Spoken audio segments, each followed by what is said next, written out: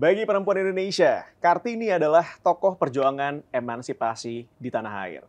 Dan kini banyak pintu semakin terbuka bagi perempuan untuk berkarya dan menginspirasi.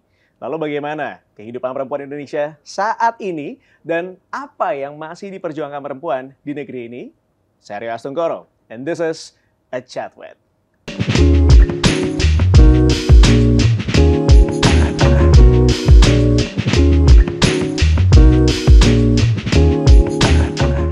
Dan di episode Chat With kali ini saya akan lebih dalam membahas bersama seorang perempuan Indonesia, seorang aktris, model, aktivis, and also actually she's my senior, ya, karena dulu pernah ada di MTV juga. So please say hello to Hana Al-Rashid.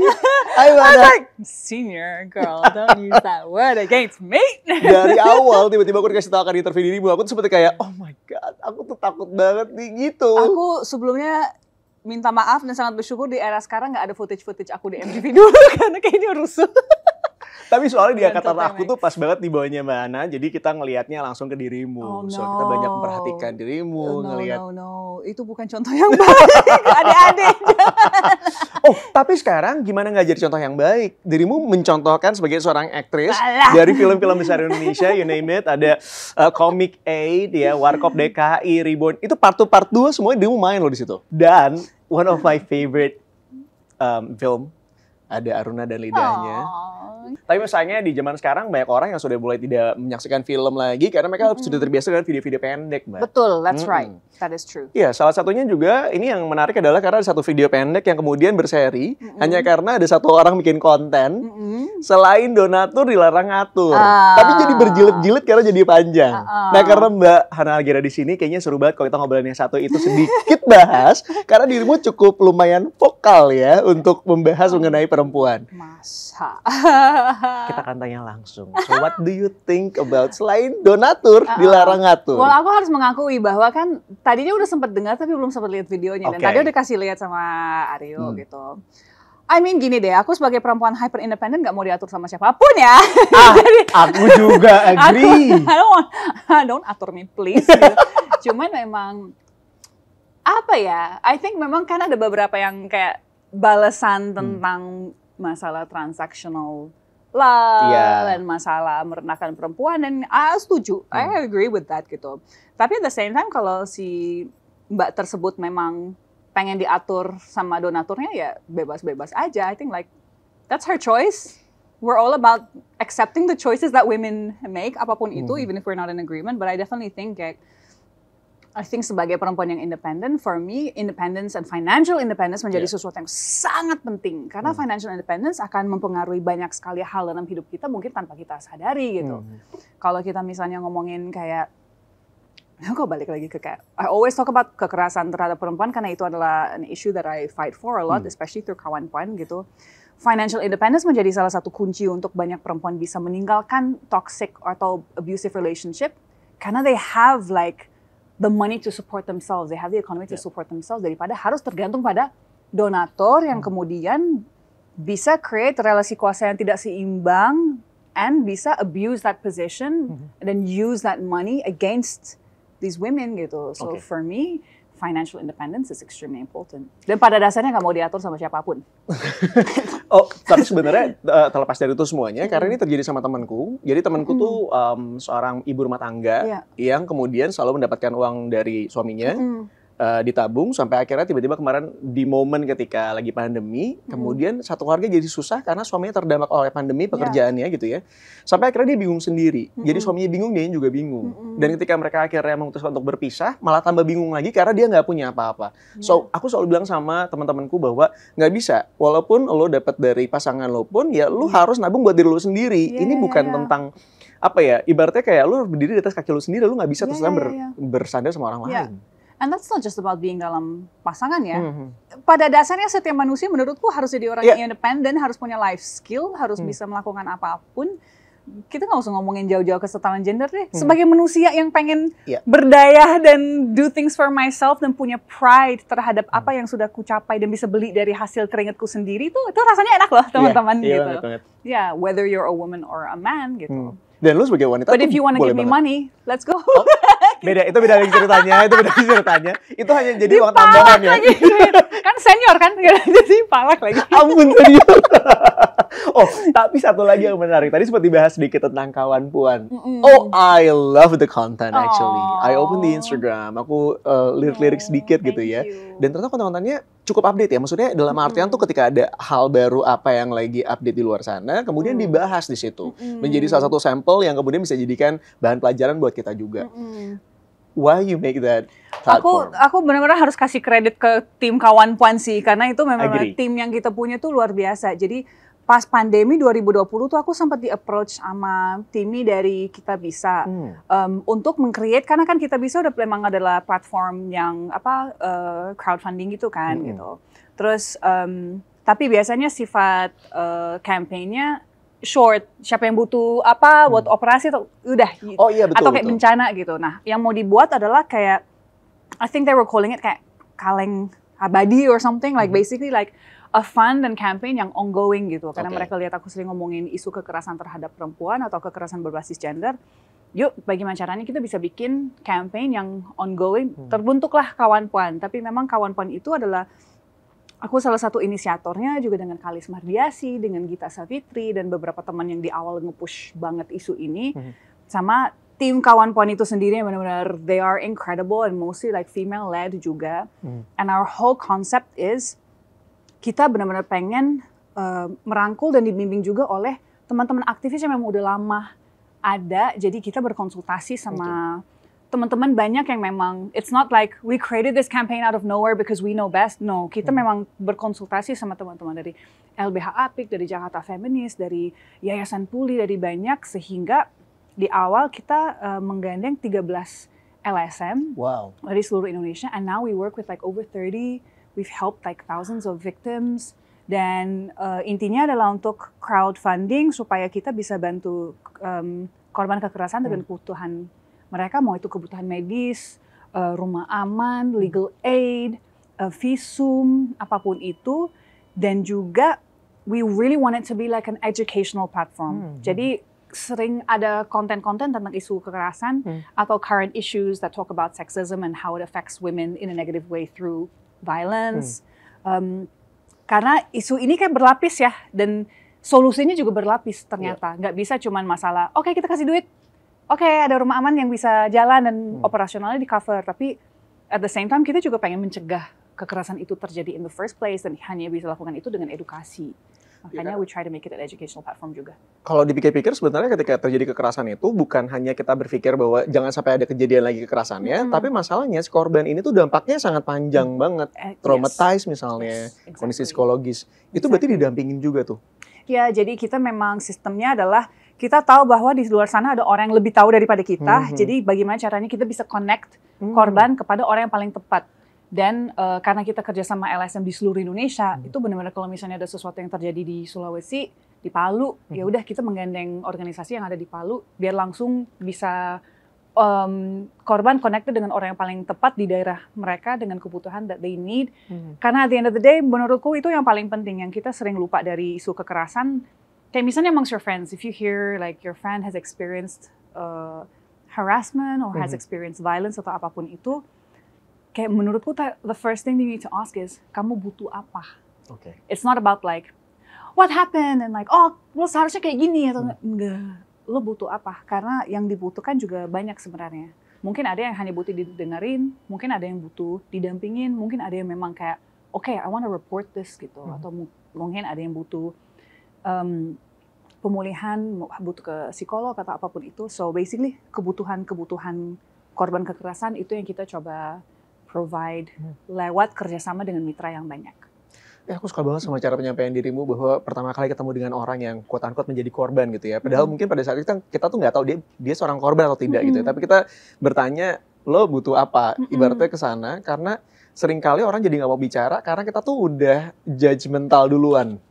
Kayak, lu kenapa sih? Lu gimana? Gimana ceritanya apa segala? Padahal sebenarnya, oke, jangan dulu ke arah sana, selamatin dulu aja orangnya. Setelah itu kita baru tahu arahnya kemana dan apa yang bisa kita lakukan. Amanin korban atau amanin orang yang sudah mengalami peristiwa yang sangat tidak nyaman ini adalah hal utama yang perlu kita lakukan sih. Dan apa ya? It's even like kadang tuh ada teman baru-baru ini ada teman yang sempat telepon karena ada insiden yang terjadi dan teman ini dengan sangat baik hati ingin membela dan kayak gue pengen ngomong nih sama orang kayak You have to remember that your actions, however niat baik, bisa punya dampak negatif ke your friend yang korban. Jadi yang paling penting gimana caranya kita ngamanin korban dulu dan ya mungkin lo merasa apa ya punya tanggung jawab untuk defend your friend, but what would the effect be on her? Does she want you to do that or not? Itu sih yang kayaknya kita perlu pikirkan ulang, apalagi di era sekarang di mana kita bisa posting tentang apapun dan itu kan datang dengan niat baik, tapi kan kita kadang nggak tahu bahwa ya mungkin korban juga nggak mau ini di up, atau mungkin korban juga pengen ini ya udah nggak mau cerita mereka disebar gitu. Jadi consent dari korban itu selalu menjadi sesuatu yang sangat penting sih. So yeah, what do they want? Menarik Mbak, ini kita ngomongin masalah korban gitu ya. Seringkali korban ini merasa bahwa keadaan-keadaan ketika mereka disakitin atau keluarganya misalnya dalam keadaan KDRT atau apapun, itu tuh merasa bahwa itu adalah sebuah aib. Yang mereka tuh justru nggak berani speak up just because like I don't want everyone knows about this problem of mine. Atau gue takut keluarga gue jadi malu dan lain sebagainya. Itu tuh gimana ya caranya ya? Aku tuh sampai sekarang masih mencoba untuk menganalisis bagaimana caranya kita untuk bisa merangkul orang-orang seperti itu untuk mereka tuh keluar dari pemahaman terhadap aib itu sendiri. I think it's really difficult karena kan maksudnya kalau kita nggak pernah ada dalam situasi itu gampang banget untuk kita ngomongnya nggak sih gitu. Tapi aku selalu berharap bahwa keberanian untuk mengungkapkan dan melawan ada dalam diri kita. Karena it takes one person to speak up. Selama ini kalau memang dianggap aib dan kita selalu diam, nothing will ever happen dan kita nggak pernah akan ada solusi. Tapi kita udah lihat dengan global movement yang lain, mau itu Me Too atau apapun itu, di saat ada satu orang yang berani speak up, ternyata banyak orang lain di periphery ini kayak, aku ngalamin hal yang sama, aku pernah experience itu. Di saat mereka berani, you can't fight alone, but as a collective power is something that's super important and super powerful gitu. Kita kadang nggak ngerasa berani kalau sendiri, tapi kalau kita maju ratusan, you know, like you feel you can actually accomplish something. Dan kalau memang ratusan atau ribuan atau jutaan orang ngomongin hal yang sama, women across the world telling you we experience sexual harassment atau we experience unequal pay atau we experience violence atau apapun itu, you cannot ignore the experience of millions of women. Nggak bisa. And as a result, ya udah seharusnya kan pemerintah bisa melihat itu dan bisa ada policy change untuk menawarkan solusi. Sebenarnya sesimpel itu sih. It's like action, reaction, problem, solution, ya nggak sih sebenarnya? It doesn't always have to be politicized, but unfortunately, it is politicized a lot. Betul, I get it. Mungkin itu akan terasa menjadi sebuah aib karena itu belum banyak terjadi. Padahal sebenarnya banyak terjadi, belum banyak yang bicara. Speak up, yes. Tapi kalau satu orang itu berani bicara, kadang-kadang kita semuanya jadi kayak, oh gue juga pengalaman yang sama, gue juga korbannya atau apapun itu, yang akhirnya malah jadi orang-orang ngerasa bahwa, it's not a normal thing, tapi ternyata banyak yang ternyata it actually is very common. 1 in 3. Itu nggak sih yang dilakuin sama RA Kartini? Maksudnya pada zaman itu karena tadi sebelum kita take itu kita sempat ngobrol di belakang. Mbak Ana memberikan aku di belakang tirai. Iya benar, belakang tirai. Jadi kita emang ngumpet dulu sambil mana? Tadi katanya gitu kita ngobrolnya. Tapi so here's the thing. Jadi tadi aku disuruh baca surat-surat dari RA Kartini. Buat aku pribadi rasanya kayak pengen banget lagi, pengen baca, pengen nyari gitu ya. Dan Mbak Ana tadi cerita itu sudah diartikan dalam bahasa Inggris dan mungkin ada bahasa Indonesianya, I don't know, tapi kita dalam bahasa Belanda ya. Dan ternyata katanya gini, pemikiran beliau lewat surat-suratnya, it's beyond. Rebel banget. Tapi kan kalau misalnya beliau tidak menyampaikan apa yang dalam kepalanya, mungkin nggak akan keluar perempuan-perempuan rebel lainnya dalam arti in a good way ya. Maksudnya untuk berani speak up, iya nggak sih? Dan aku juga ngerasa kalau Kartini ya secara image, setiap hari Kartini pakai kebaya gitu. Kok yang kita ingat dari Kartini cuma soal pakai kebaya ya? Padahal kayak semangatnya Kartini, apa yang beliau perjuangkan, apa yang dia tuangkan dalam tulisan-tulisan dan surat-suratnya, it's really badass actually. She was a rebel of her time gitu. Dan aku ngerasa sangat disayangkan. Akses terhadap surat-surat beliau itu sangat minim sehingga yang orang melihat adalah image dan tidak kayak substansi dari otak dan pemikiran beliau yang begitu rebellious dan berani dan melawan norma dan it's incredible. It's like super incredible. Jadi kayak apa ya? You have to kalau ada kesempatan harus dibaca sih karena memang her way of thinking was so far from what her daily surrounding was. Dan aku aja kaget kayak, oh kenapa ya ada disconnect nih antara image beliau dan benar-benar pemikiran beliau lewat surat-surat ini gitu. It's incredible.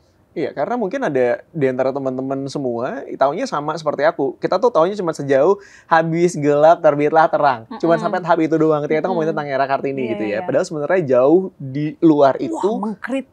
Mengkritik sistem edukasi, mengkritik budayanya sendiri yang yang sangat patriarkis, mengkritik banyak sekali hal, her own situation that she was put in because of her culture, how she wanted to achieve more seperti teman-teman yang dia bertemu yang dari Belanda ini segala macam kayak it's incredible. Oke. Ini seru banget ya, karena beliau tahu banyak tentang era Kartini yang berbeda dibandingkan yang kita tahu.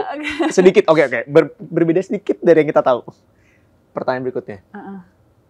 Apa yang membedakan perempuan pada masa dirimu ngelihat ada era Kartini di situ yang very rebellious dengan perempuan di masa kini? Menurutku di era sekarang perempuan-perempuannya makin rebellious. Dan aku suka. Yes. Which is a good thing. Oh, it's a very good thing. Maksudnya kayak we have the privilege now of being even more rebellious because we are able to make our own money and we are able to make decisions for ourselves. Dan karena juga ada policy-policy yang lebih mengencourage perempuan untuk have an education and go into the workforce and be able to do whatever it is they want gitu. Ya, walaupun ada nih kayaknya reversal juga nih. Ada juga ya itu yang kalau kita bahas tadi soal atur dan sain donatur di dalam ngatur gitu ya. Maksudnya kan ada juga recently there is kind of like a go back to this kind of like trad wife, a man needs to do things for me kind of logic. Sah-sah aja, nggak masalah. Setiap perempuan berhak untuk do whatever it is they want. Apakah itu bisa destruktif secara keseluruhan? Oh ya bisa kalau misalnya itu yang kemudian menjadi policy gitu. Dan aku sih maksudnya gini, aku udah lumayan lama ngomongin isu perempuan ya gitu. Dan aku inget kayak 12 tahun ngomongin isu ini dianggapnya political banget dan kayak misalnya kayak gak ada brand yang mau ajak kerja sama. Oh, Hana terlalu political ini segala macam. Terlalu vokal, terlalu ini. Tapi 10 tahun kemudian kita lihat, oh isu ini sekarang dibicarakan sama banyak orang.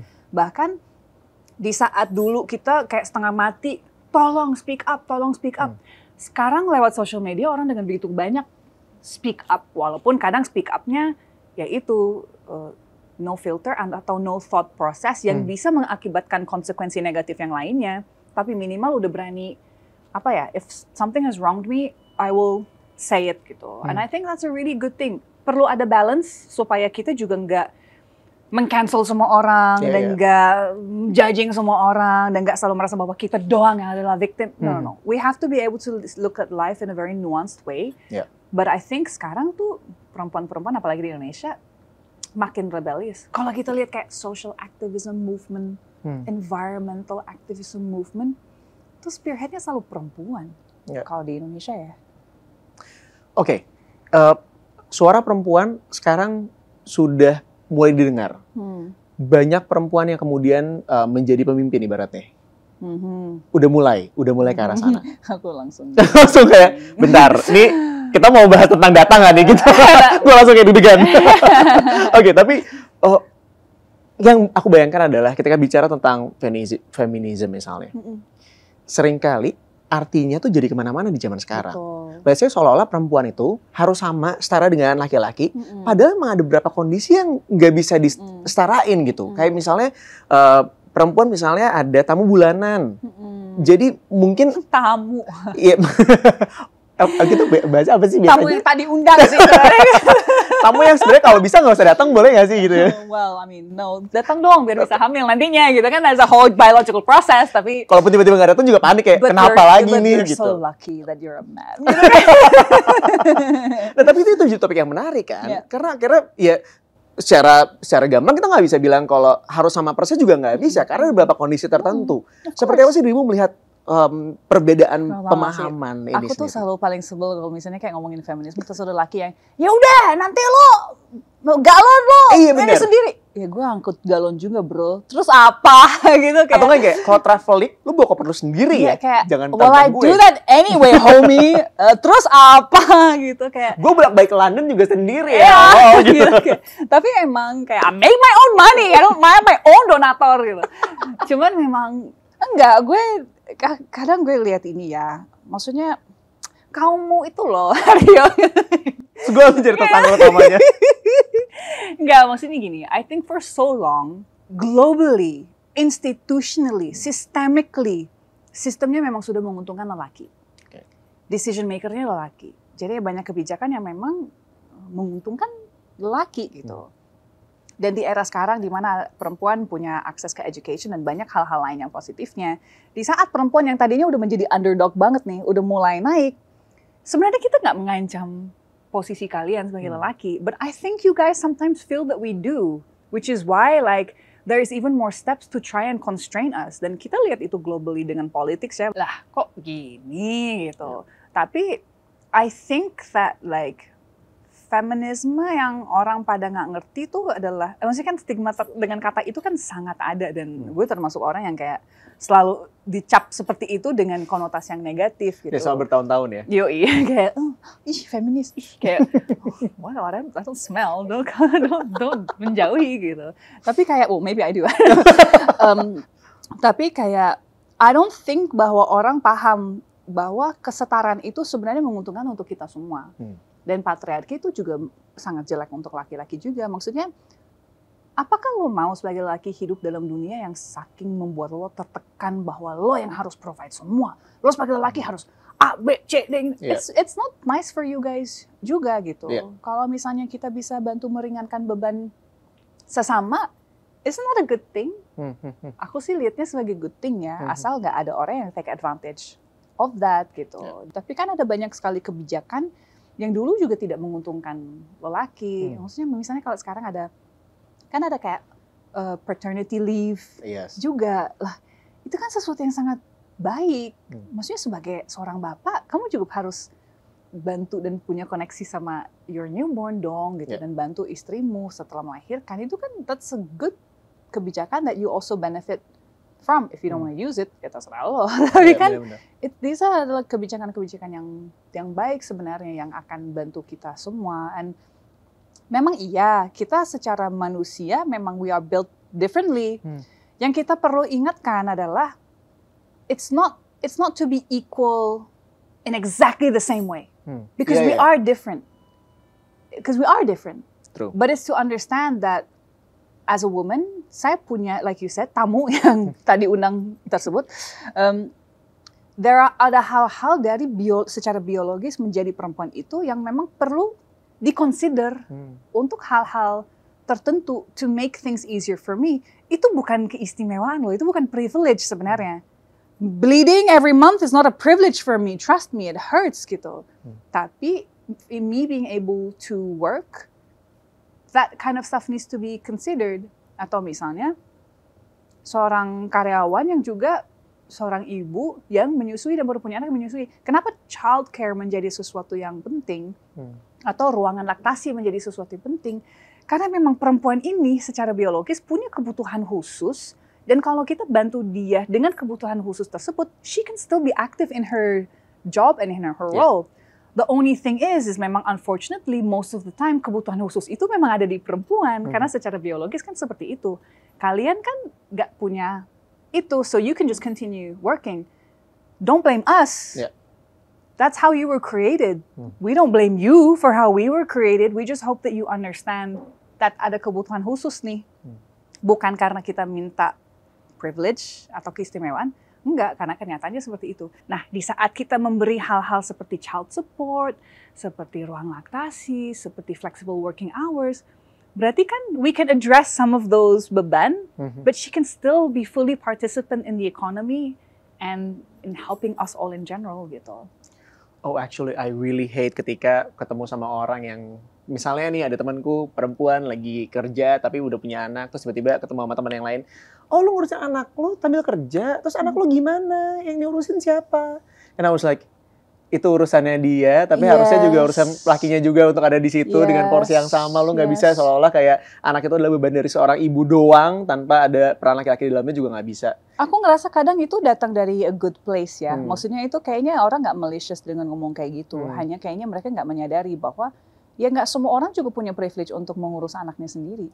Ibu aku ngurus 3 anak dan kerja. Tapi kita dititipkan ke childminder di Inggris sebelum sekolah ya. Jadi kita dititipkan ke tetap penitipan anak karena memang ibuku kerja. And then she would come back, pick us up, and look after us. And then she would do exactly the same thing the other day. So like my mother is like the strongest person I know karena itu adalah contoh yang aku dapat. Dan jadi for me udah dinormalisasi bahwa oh ya memang perempuan bekerja. Dan kalau punya anak nggak apa-apa, memang ada childcare. Ini tapi pas pulang juga bisa mengurus. Di Indonesia kan memang budayanya sangat berbeda dengan mungkin keluarga yang jauh lebih dekat dan besar sehingga memang keluarga bisa bantu mengurus atau nannies dan suster dan apapun itu asisten rumah tangga adalah budaya di Indonesia yang di Inggris kan nggak ada itu. Jadi every culture adapts to it in their own way, but ya itu mengurus anak tidak hanya menjadi tugas perempuan. Iya benar. Ya kan You made it, you better look after it. See, there you go.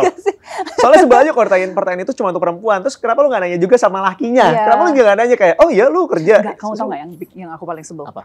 Kalau misalnya kayak ada kayak laki-laki tuh dipuja banget kayak, oh kamu ngurus anakmu kayak. Itu juga gue gemes tahu dengernya kayak. Like, that's your job. That's your job. That's your child. Or like, oh kamu babysitting anakmu. It's not babysitting if it's your own child. Kayak, please, what? Okay. Hello. And then all the moms are just like, kok ini laki-laki getting praise for doing the littlest thing, sementara ibunya doing everything dan gak ada praise. Atau misalnya pulang, misalnya udah malam aku udah ketemu sama temanku, terus temanku bilang kayak, ini gue capek banget tuh. Lah lu gak bantuin istri lo gitu? Enggak lah, emang tugasnya dia. Gue tuh rasanya kayak, sini kita ngobrol yuk, sini lu duduk sebelah gue gitu. Karena tuh gue kayak pengen ke arah sana gitu. Cuman, it's very good you do that. Karena menurutku kita butuh bros yang bisa call out their friends. Kita butuh makin banyak lelaki yang punya kesadaran akan itu dan bisa mengkoreksi dengan percakapan yang santai kayak, lo jangan kayak gitu bro, atau maksudnya kayak it's the same thing with harassment. Lo kan kalau melihat teman lo yang cowok komen-komen jijai di Instagram, lo kayak, woi, nggak gitu kali. Atau kalau misalnya lagi nongkrong terus di sweet-sweetin atau apa, kita justru butuh teman-teman cowok, sesama cowok tuh untuk ya saling ngingetin, tapi dengan cara kita yang bro banget, jadi juga menerimanya lebih santai, nggak yang kayak menurutku kayaknya cowok jauh lebih menerima itu di saat cowok yang ngomong daripada cewek. Betul. Tapi berarti masih banyak dong ya PR tentang kesetaraan gender. Banyak, tapi aku semangat kok. Mungkin aku dulu jauh lebih sinis. Kita mau nanya apa aja cara-cara yang bisa dilakukan untuk bisa saling mendukung dan empowering sesama perempuan dalam berbagai aspek. Oke, I think yang pertama, please don't be judgy. Oh, itu yang pertama deh. Kayaknya memang kita agak julid ya. Maksudnya kan netizen Indonesia juga kayaknya paling terkenal begitu ya. Like I think we can stop judging each other. Maksudnya kalaupun ada orang yang punya pendapat yang berbeda sama kita nggak harus langsung respons yang wah. Meresapi dulu, berpikir, oh dia kayak gini kenapa ya gitu. Or I think I really try to, dulu memang aku vokal banget sampai kayak nggak mikir, I was like very frontal, dan dulu aku belajar kayaknya ini bukan cara beradvokasi yang baik, kayaknya harus yang lebih pintar. Aku berusaha untuk lebih mendengarkan sekarang dan meresapi dan berproses dan berpikir, okay, does this value align with me or not? If it doesn't, why? Okay, is this destructive? Like this whole donatur thing, right? Is this destructive or not? yes, it can be. But at the same time, if I want people to accept my choices in life, aku juga harus accept choice dia. Oh, And I nice. think that's the whole point of like feminism for me. It's like it's pilihan kita masing-masing tuh emang hak kita gitu. Kalau sampai merugikan orang lain ya jangan. Tapi at the end of the day, don't judge each other. Try to offer each other grace. I think in this environment, udah terlalu gampang nge-cancel ini orang. Cancel itu adalah last cause menurutku. Memang udah last case scenario gitu. Kita memang harus berproses dan memberi ruang untuk orang juga bisa belajar and do better. Can you imagine if we canceled every single person? There will be no more people in this world. Dan capek. Capek sekali. Jadi kayak, I think kita juga harus introspeksi dulu sih. Treat people how you want to be treated. As far as empowering each other, I think like salah satu hal yang aku berusaha untuk mempraktek with my own girlfriends and everything is like, when your friends win, celebrate with them. You know what I mean? Kayak, if you're doing something great, please acknowledge that and be like, you're doing great. Kayaknya kita nggak pernah dibesarkan dengan budaya seperti itu loh. Dan itu sesuatu yang aku belajar dari Abimana Arya Satya. Karena, I mean, he's like my bro gitu. Dan kita sering banget bahas kayaknya generasi di atas kita tuh, it's like, we went through bad stuff, so we're not gonna help you berproses and go through your bad stuff. You learn by yourself. Sementara, kita nggak suka kayak gitu. Jadi Abi tuh, kadang tuh kayak bisa samperin ya kayak, Han, you're doing great. Terus di awal gue kayak, ya apaan sih bro? Apaan sih ini awkward? It's like, oh no, thank you bro. Kayak kadang kayak, oh my gosh, little words of encouragement actually is really nice. So sekarang kayak we make an active commitment untuk kayak misalnya generasi di bawah kita tuh kalau misalnya kayak ada performance dari siapa yang kayak, Shenina, you did so good. Like, keep going gitu. Dan memang sering banget kayak, apa sih kak? Tapi, but I think encouraging anyone's accomplishments and achievements, and you know, even if they do something that's not, even if you kan ada teman-teman kita juga blunder, I think it's okay for us to be like, you okay? All right, this happened. How are we gonna move on from this? How are we gonna find a solution? How are we gonna be better from this? How can we hold each other accountable? And I think that's also part of like empowering each other. Kita nggak cuma bisa kayak celebrate the wins is easy, but how are you when people are at their lowest? And I think like it always comes down to that question of, kamu butuh apa? Apa yang aku bisa bantu? And memahami bahwa kebutuhan orang tuh beda-beda. It's not the same as us, but also like kita tuh kadang sebagai manusia kayak terlalu mendikte dan selalu merasa paling tahu ya nggak sih? Yes. Tanpa mendengarkan. Like, are you listening to really listen? Atau kayak, you know like people who talk or listen to talk. Yeah. Aku tuh sekarang berusaha, walaupun I can't stop talking right now, but like, I really just try to listen more these days. Wow. She says after a monologue. Gak, tapi beneran tuh biasa aku belajar banyak hari ini dari dirimu. Aku nggak tahu apakah dirimu pas jadi MTV udah kayak gini apa belum, atau ini proses pendewasaan. Hancur. Tapi, yes, to empowering someone, mungkin bisa kita mulai dengan coba acknowledge apapun yang dia lakukan. Yeah, good or bad. Good or bad, nggak apa-apa. Dan obrolan kita di awal tadi bahwa sebenarnya kalau ketemu sama orang tuh kita boleh banget untuk nanya apa kabarnya dia tanpa judgmental. Dan please, mungkin boleh sekali-kali kita kalau ngobrol sama temen, cuma tanya aja, lo pengen gue jadi pendengar yang baik atau lo pengen gue untuk ngasih saran sama lo supaya dia juga lebih enak terbukanya dan dia nggak seperti dijudge sedalam itu ya. Iya sih. I think that's extremely empowering when you like, maksudnya kan kalau empowerment tuh, you can do it, itu gampang. Tapi kadang kita juga harus mengakui bahwa I don't feel like I can do it today. And it's okay. It's okay. It's okay. All right, what do you need? What can we do? Should we just sit around bitching about people? Right after this. Right after this. After the camera off, yeah, let's start it. Baru ngomongin don't judge me. I'm kidding. Can we listen? We don't judge. Tapi terima kasih banyak. Aku yang terima kasih, thank you. Kamu luar biasa. Dan terima kasih kalau kamu sudah menyuarakan banyak perempuan-perempuan lain di luar sana. Sehingga akhirnya kita sadar bahwa perempuan punya arti yang penting dan sama seperti semua manusia di dunia ini. Jadi terima kasih banyak. Thank you. Kamu keren banget. Oh, and the British in me is just gonna be like, make joke. Aku udah kayak Abimana belum? Please, Abimana, please. Kamu acuan aku juga ya. Aku harus kayak gitu ya. Gitu. Oke. Tapi terima kasih banyak sekali lagi. Terima kasih. Thank you so much. Sama-sama. Thank you so much. Oke, waktunya aku closing karena kalau enggak kita nggak bisa ngomongin orang ya. Oke, shine host. I know, right? Shine, go. Aduh, depan senior lagi, lihat. Dia udah gayanya kayak gitu, kan aku jadi takut ya. Aku akan gini, aku akan kayak, oke. Tapi terima kasih banyak Charlotte udah hadir bersama kita di sini dan juga sharing banyak hal bersama Hana Al-Rashid. Kita akan ngobrol-ngobrol dengan chat with berikutnya. Ada siapa? Kita tungguin aja. Terima kasih banyak. Sampai ketemu lagi di chat with berikutnya. Bye-bye. Thank you. Good job!